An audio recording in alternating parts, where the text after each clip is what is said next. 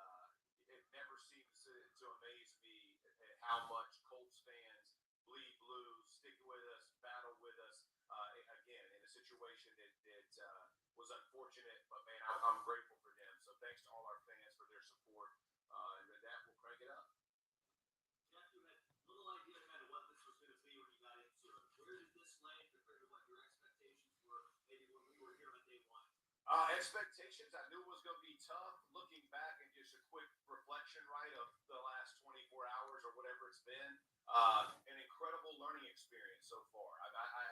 I have learned a ton about myself, about my leadership style, about people, and about how you carry yourself in difficult times. So I've looked at it and learned an enormous amount. And again, I think the way you frame. You guys can't hear? Huh. No sound. Okay. Let's see. Why is that an issue? Well, let's see. Let's attempt to fix that issue, shall we? I don't know why. Well, it's low. Okay. Let's say let me try and see if it'll.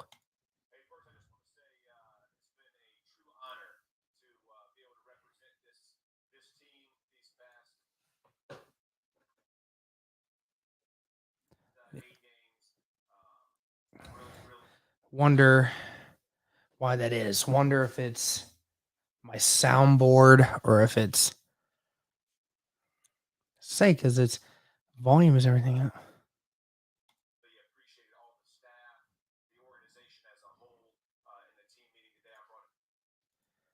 Hmm.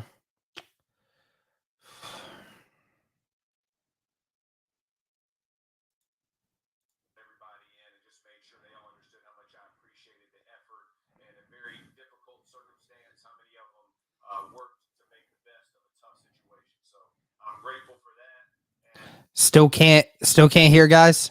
I'm just checking. I don't know why it's so low. Because I haven't had this issue before. Hmm.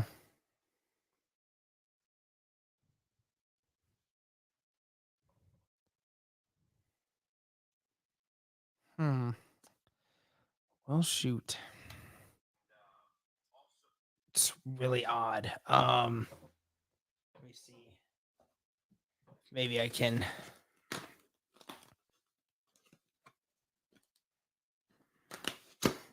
See if I can change some things up here. See maybe if.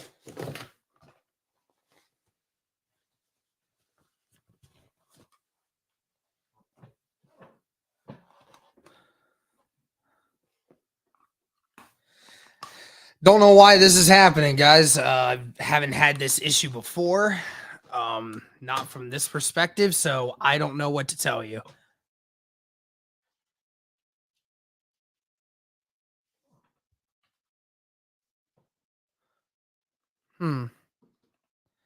Now let's see here. Hold on.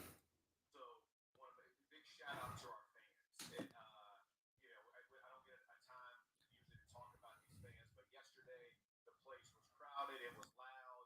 I was grateful for them just being there. Again, it never ceases to amaze me at how much. Still not hearing anything, guys.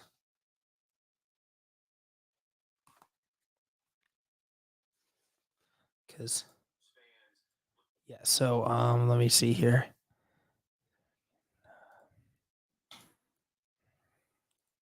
Let me see. Okay, let me try this. Nope, that's not what I want to have happen. Audio. Here we go. Let's see. Why is it not? Normally I can hear it through here, but let's try this now.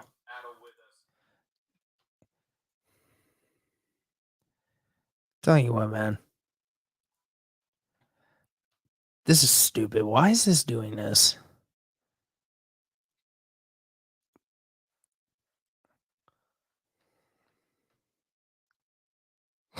Just repeat the entire thing word for word.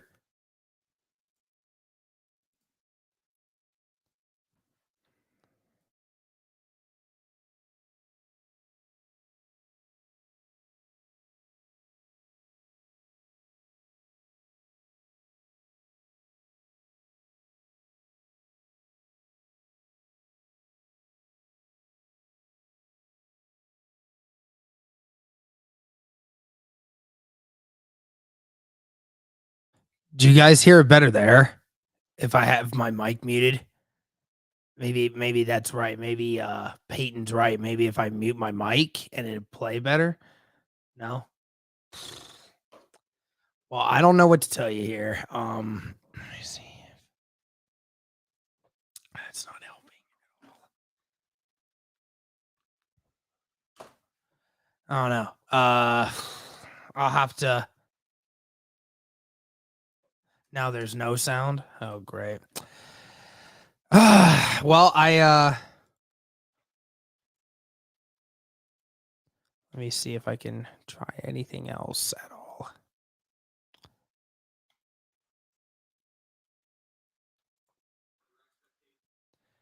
Because, like, I'm trying to get it to where it comes into this, but I'm not sure.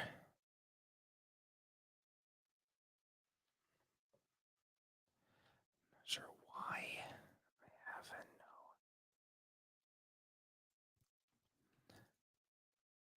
Let me try something here. Hold on.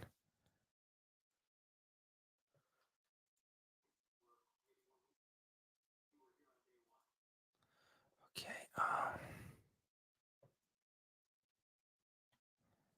Something here. Expectation. Okay, so I hear it in here now. Let me try something here now, guys. I might have figured something out. Hold on. Let me see if I can fix this now. Let's see.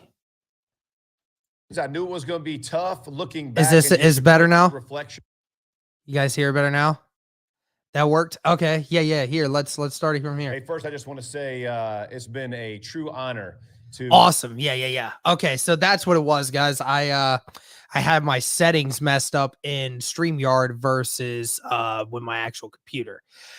So there we go. All right. So it only took us about 8 minutes to get it working, but we now have it working. So apologize for that. But here we go, guys. We finally have it. This is Coach Saturday's media availability. Hopefully now it'll be a little bit easier for you guys, but let's go ahead and do this. To be able to represent this team these past 8 games. I've really appreciated all the staff, the organization as a whole. In the team meeting today, I brought everybody in and just made sure they all understood how much I appreciated the effort in a very difficult circumstance, how many of them worked to make the best of a tough situation. So I'm grateful for that. And also want to make a big shout out to our fans.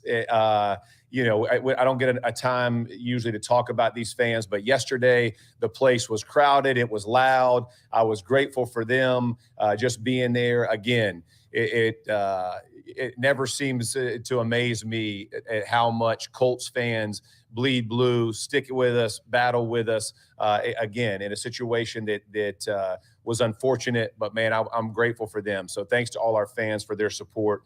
And with that, we'll crank it up. Jeff, you had little idea kind of what this was going to be when you got into it. Where did this land compared to what your expectations were maybe when we were here on day one? Expectations, I knew it was going to be tough. Looking back and just a quick reflection, right, of the last 24 hours or whatever it's been, an incredible learning experience so far. I have learned a ton about myself, about my leadership style, about people, and about how you carry yourself in difficult times. So I've looked at it and learned an enormous amount. And again, I think the way you frame things and the way you respond to difficulties matters in life. And hopefully I've represented myself the way I should in these tough times. But I've learned a ton and grateful for those lessons and hopefully I grow from them and learn from them and am better because of it. Yeah. So again, I think a lot of people are wanting to know if this guy is going to be the next head coach, Jeff Saturday. I'll just say this, from what it sounds like is that Irsay is going to end up being the one that will leave back and let Ballard be the one to make the decision. So that might lead me to believe that Saturday's not going to be back because there might need to be a new guy in the building. But we're just going to go ahead and keep listening to this. No doubt that, there's a lot of lessons to be taken from what happened this season. It sucks that he was put into an almost impossible situation, but at the same time really didn't help a whole lot with himself, but we'll see how it goes from here. With what you've learned or gone through maybe over the last 8 weeks, has it changed your mind? You still want this full time? It has not changed my mind. And we got an ad. Everybody's good with ads, right? Now we just got to look at Patrick Mahomes for a minute.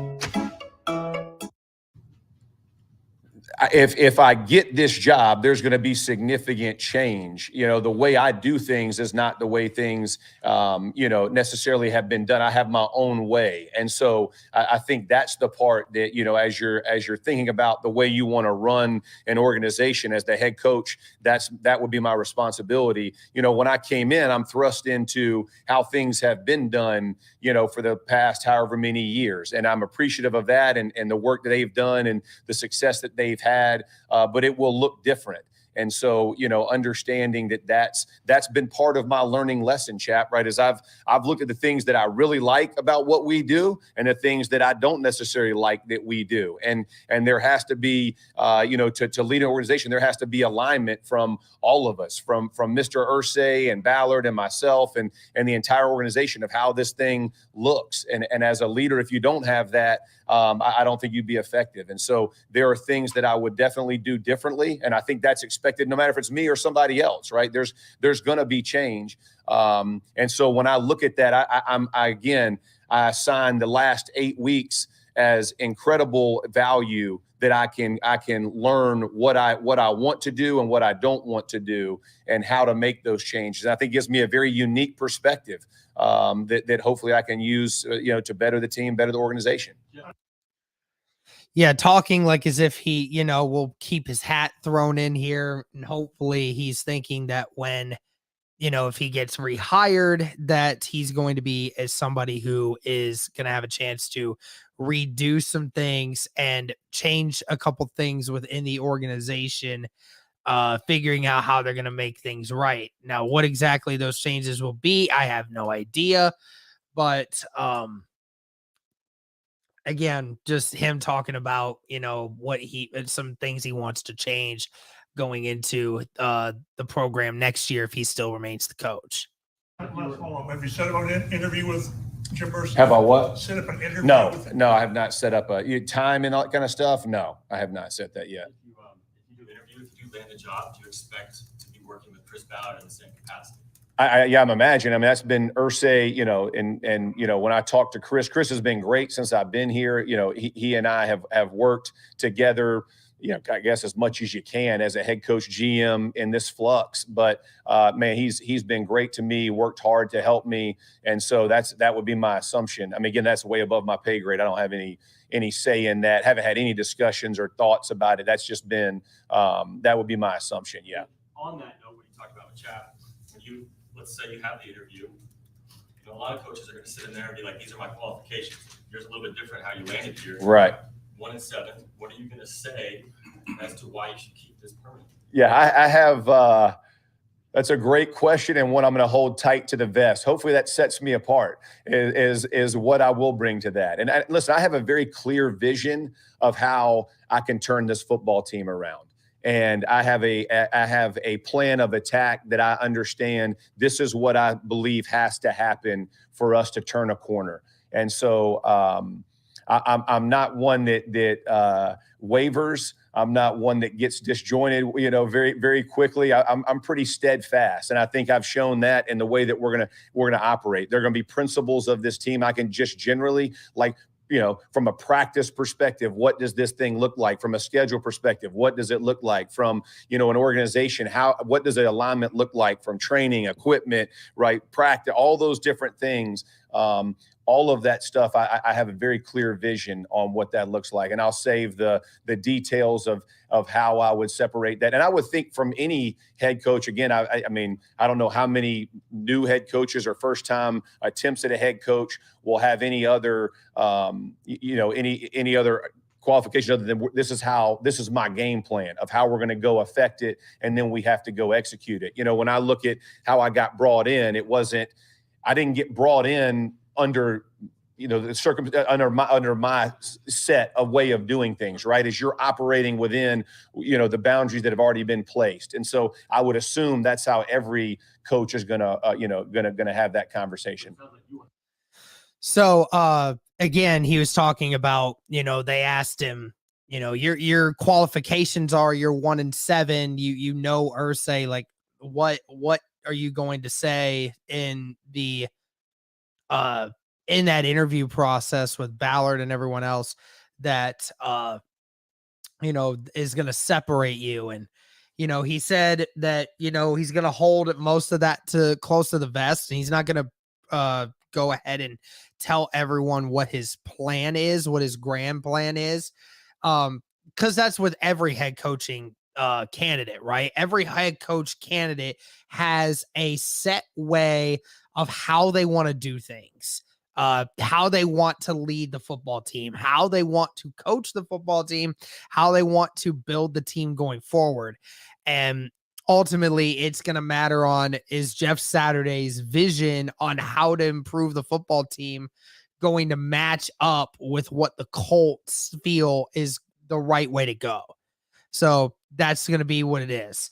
But yeah, it'll be very interesting to say the least about what kind of, yeah, you're right. Like there's no qualifications when it comes to Saturday, other than the fact that he's been in the building and that the players back him, but take that for what you wish. Change a lot. We'll see. It's a lovely day today, so whatever you've got to do. We'll see. Jeff, as you talking to the players in the locker room, a lot of praise and support for you. That's great to hear. Despite the losses to this year, how much joy did you have, you know, coaching this team? I said this today. Relationships matter, and you know, I think it gets lost in this world, but relationships in this game are really what it's all about. And I think the Damar Hamlin situation and how you saw the football community as a whole come together in small microcosms, that's what we're like, you know, in these rooms when somebody has something going on in their family or somebody has something going on in their marriage or whatever it is in their life. people surround them in love and in family and in friendship. And so it matters. And I told them how appreciative I was of building relationships with these guys. And it's kind of one of those things when you're in tough times, those relationships seem to build much faster. And so I've gotten to know a lot of these guys much better than I thought I would. And I've loved it. I really have. I've loved getting to know them. I respect them. I respect the way they go about their business and their daily lives and the way they carry themselves in the community. And so I made sure that I let them all know that. When you got here, you did talk about this as an 8-game audition for a permanent job. So what kind of things do you feel like you guys are able to show in those 8 games that's something that this organization should, maybe buy into? Yeah, well, as far as an 8-game audition, again, like when you say 8-game audition, I'm an 8-game audition with a half an offensive staff, boundaries you don't come in. So yeah, I mean, it's an 8-game audition with what you're kind of with the hands you're dealt, right? And so how do you deal with that? Hopefully I've shown in my leadership, and to AC's point about the way that I've tried to lead these guys. I've gotten, look, I wish we were better than 1-7, right? I'm sure everybody in that locker room and everybody standing here, it makes all of our jobs a lot easier if you win, right? Unfortunately, that hasn't happened. I'm not dissuaded by that. Could I be successful at doing this because of those first 8 games? A lot, like I just told you, it will be a different direction and a different vision that I'm carrying through, right? One that's my own that I can go implement and move forward with.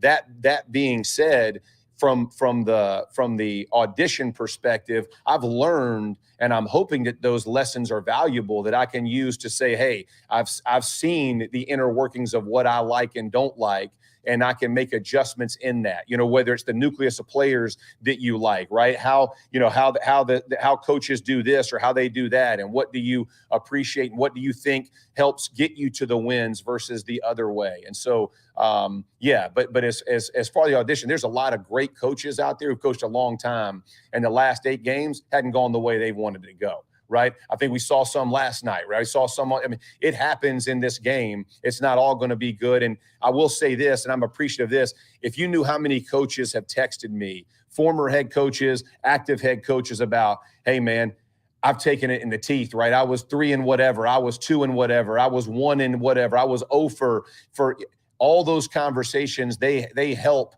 when you're looking at this type of situation. Again, it's not ideal. I don't love losing. So, I hope anybody who sits up here in front of you can't stand to lose. But again, from the perspective of moving forward, one's not going to have much to do with the other. So I know a lot of you in the comments were saying this, and you were people mentioning the excuses, right? Of when they asked him about, what is it about this 8-game audition that, Jeff is hoping that the organization buys into. And he mentioned it. It's an audition, but it was an audition for him in which he came in with the team set as it was. He had no control over what happened with player personnel afterwards on who was already currently on the team. Right. And I saw Landon Oliver from Blue Stable talk about this earlier. And, that conversation can go both ways. Jeff Saturday knew coming into this that this was a bad deal here. It's a bad deal, and he was going to have to try to show more because of what he was walking into. But at the same time, they're also correct that you're in a situation where you don't have a good quarterback on the roster. Your offensive line has not played great. And your wide receivers are not playing phenomenally in some capacity. Your best wide receiver, especially, your best player offensively was injured the whole time that you were here. And he mentioned it, like some of the offensive coaches, some of the guys were fired. Some of the guys, are just kind of checked out. It's kind of one of those situations where it's not an excuse if it's a factual statement that he came into a roster and in a coaching and player roster that was not complete and it was not set in stone. The Colts were not a good football team when he entered, and they're not a good football team when he left. So it's one of those situations where it's not really fair to call it excuses when he wasn't the one that started this year out with the roster that it did. So it's one of those situations where, again, he's right. At the same time, he's also, got to understand that he needs to do more. And of course, every head coach, like I said before, has a chance to, is going to have a chance to explain to Ballard and Irsay what they want to do to fix this team. And if Jeff feels like he knows what he's doing, then they'll figure that out. But let's continue. For however many weeks, and so you got a good feel for where this team is. Yeah. Regardless of who coaches this team next year, how far away from getting back to where they want to be do you think this team is? Yeah, not nearly as far as y'all think. I've seen some articles here recently, so I can assure you a lot of shots fired, and I don't think we're nearly as far off as you guys believe we are. I think the line in football between winning and losing is very narrow.